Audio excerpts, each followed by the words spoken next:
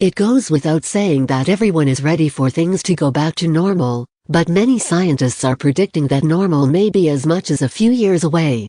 Some cultural norms are likely to be changing or disappearing for good. The economic repercussions will stretch out with ripple effects touching everyone to some degree. While some of that may be debatable, the long-term impact the last couple of months will have on students will be seen for years to come.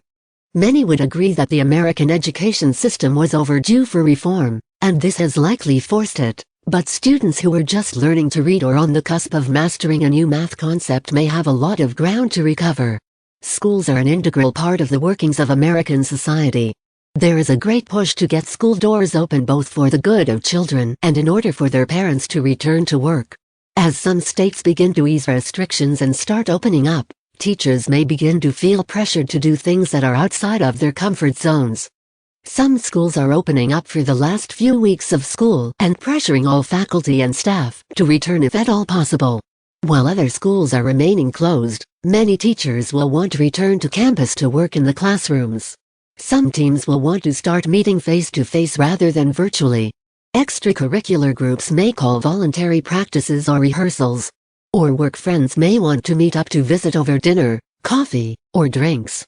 It is likely that many will be perfectly fine with gathering in small groups again after being cooped up in their homes for several weeks, but not everyone will be comfortable with it, and some simply won't be able to.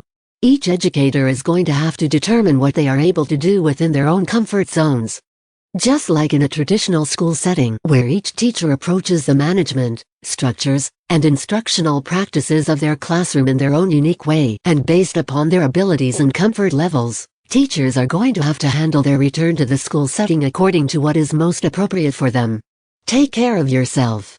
Teachers who are caring for high-risk family members or are actually high-risk themselves will need to speak up and communicate if what they are being asked to do by their school is outside of what is acceptable and safe in their particular circumstances.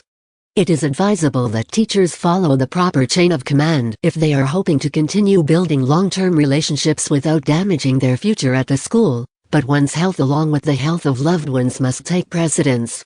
If a team lead or department head expects all members of a team to be physically present for a meeting, a teacher who is uncomfortable assembling should first try explaining respectfully why they will not be able to do so and ask for the ability to join remotely. If this request is not granted, it is perfectly acceptable to speak with the campus administrator, following the chain of command up through human resources if necessary. It may even require asking for a note from a primary physician. Regardless of the hoops that have to be jumped through, caring for individual needs is completely appropriate and acceptable. Teachers are really good at putting their students' needs ahead of their own, but it is okay to make caring for yourself and your family first.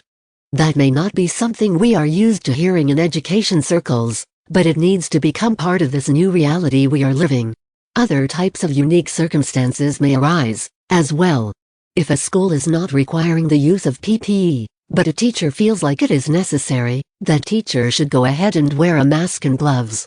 After the first day or two of being called out or scrutinized by some for being paranoid, it will become normal and no longer an issue. It was uncommon in many Asian countries for people to wear masks, but after SARS ripped through that area 17 years ago, masks became commonplace. Before COVID-19, people in Asian countries had long since made them a part of many outfits and their daily lives. In other words, it may seem weird at first, but people will get used to it. Many teachers in schools that have already reopened are following the protocol that those in the medical professions have been doing during the pandemic. They are removing their shoes and placing them in a bag before getting into their car and putting on a pair of sandals or driving shoes. When they get home, they are undressing or changing in the garage and putting their school clothes immediately in the washing machine. Then they are heading straight to the shower. There may be a group carpooling to a training in which everyone seems to be okay with being in a car together. If one person is not comfortable with it, that person should be empowered to take their own vehicle and meet the rest there.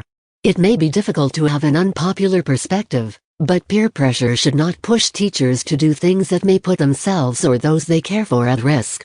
Your physical and mental health is absolutely priceless and must be treated as such.